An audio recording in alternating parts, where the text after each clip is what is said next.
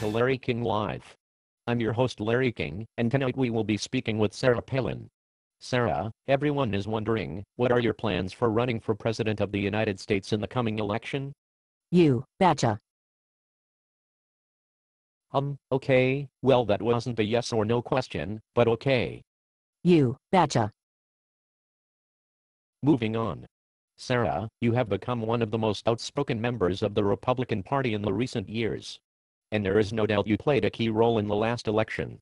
How do you plan to move forward with an agenda that can convince the American people you are the right person for the job? You betcha. Actually, I sort of needed a response to that last question. I bet you thought I was going to say, you betcha again, didn't you? Actually, to be honest, I did. I thought that is all you could say. You betcha. All right. Well then.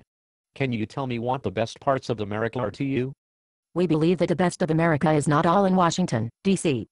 We believe that the best of America is in these small towns that we get to visit, and in these wonderful little pockets of what I call the real America, being here with all of you hardworking, very patriotic, pro-America areas of this great nation. Well, that did sound sort of dumb, but at least you didn't say. You betcha. Yeah, of course. Well, thanks for coming on my show. I know you have had fond relations with all of the media throughout your campaign. Which magazines and newspapers do you follow? All of them, any of them, that have been in front of me over all these years. So, what you are saying is that you can't name a single one? Not a single magazine or newspaper? I mean, crap, I can name 5 right now. Time Magazine, US Today, The New York Times, The Washington Post, and People Magazine. You are saying you can't name a single one? You betcha. As expected. Okay, well, do you even really know what the job of the Vice President of the United States entails? They're in charge of the U.S. Senate, so if they want to, they can really get in there with the senators and make a lot of good policy changes that will make life better for Brandon and his family and his classroom. Actually, no, that is not at all what that job entails, nor do you receive that sort of power. As for that VP talk all the time, I'll tell you, I still can't answer that question until somebody answers for me. What is it exactly that a VP does every day? Let's change gears. You have been a vocal supporter of the war in Afghanistan. What sorts of progress do you think we have made through all these efforts? They are also building schools for the Afghan children, so that there is hope and opportunity in our neighboring country of Afghanistan. Neighboring? Jesus Christ, woman. How in the hell did you ever pass geography class? I have not, and I think, if you go back in history, and if you ask that question of many vice presidents, they may have the same answer that I just gave you. I'm not sure how to even respond to that. Since you seem to know so much about Afghanistan, what do you think about the Iraq War? I've been so focused on state government, I haven't really focused much on the war in Iraq. Yes, very busy, I'm sure. Well, let's talk about some of the great American court rulings over the years. Other than Roe versus Wade, can you name a single other court ruling that you might agree or disagree with? Well, let's see.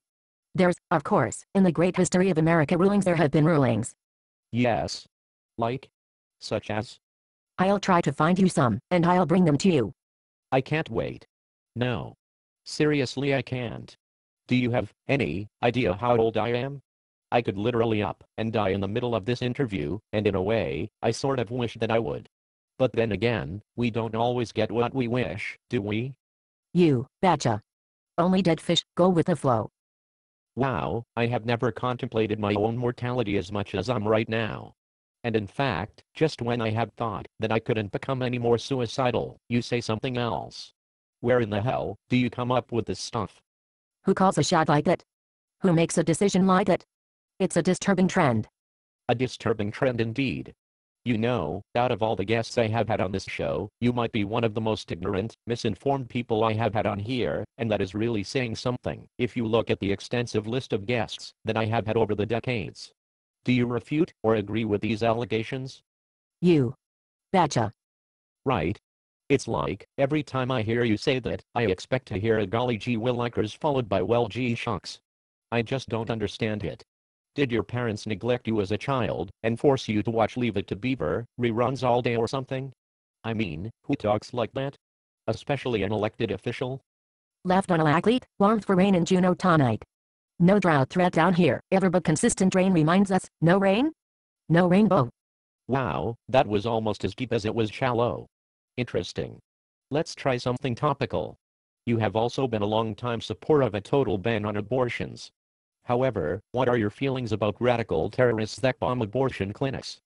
Don't know if you're going to use the word terrorist there. Well, let's see. I did use the word bomb there too as well. So, if you use a bomb to blow something up, what does that make you then?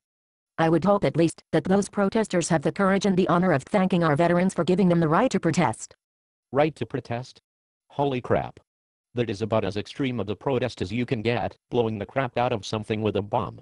And if there are any viewers at home that would like to protest this interview like she suggested, please come down to our CNN offices. Now, or at least before the end of the show. There's a place in hell reserved for women who don't support other women. But blowing up an abortion clinic, really? Is murder what God would want? That's exactly what we're going to do in a Palin and McCain administration. Dear God. You heard her, folks. Did she just say that? Perhaps so. God help us all. You'll be there to defend the innocents from the enemies who planned and carried out and rejoiced in the deaths of thousands of Americans. You are going to blow up thousands of clinics? I was just thinking, a couple to make a point, but thousands of deaths? You are a monster, lady, a monster. Absolutely. Yup. You betcha. Pray for our military men and women who are striving to do what is right. Also for this country, that our leaders, our national leaders, are sending soldiers out on a task that is from God. That's what we have to make sure that we are praying for, that there is a plan, and that that plan is God's plan. And now, you are having the delusional exalted visions of grandeur? Yes, the explicit sex ed programs will not find my support. I would imagine not. What would your response be if I asked you to remove some books from the collection? I'd say, what books? Followed by what collection? Followed by, what in the hell are you talking about? They are cutics, so I agree with Rush Limbaugh. Well, isn't that pot calling the kettle black and the other fatter more annoying kettle black as well? It may be tempting and more comfortable to just keep your head down, plod along, and appease those who demand. Sit down and shut up. Yes, it would be best to heed your own advice.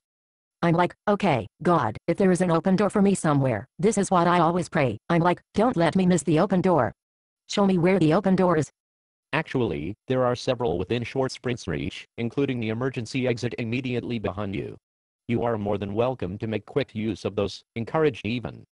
I'm very, very pleased to be cleared of any legal wrongdoing, any hint of any kind of unethical activity there. Very pleased to be cleared of any of that. Actually, you just confessed your plans to kill thousands of Americans on live television. I'm not so sure how clear you are of anything, other than getting elected again anytime soon. In what respect, Charlie? Actually, the name's Larry. Larry King.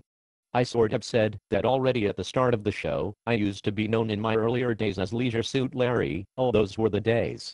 You know what the difference between true love and STDs are, Sarah? You betcha.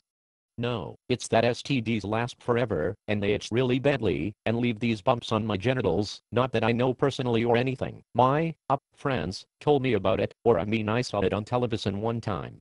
I think God's will has to be done in unifying people and companies to get that gas line built, so pray for that. I would agree. Those poor gas companies.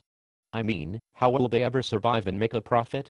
I feel bad for the CEO that doesn't get his new gold-plated hair this year.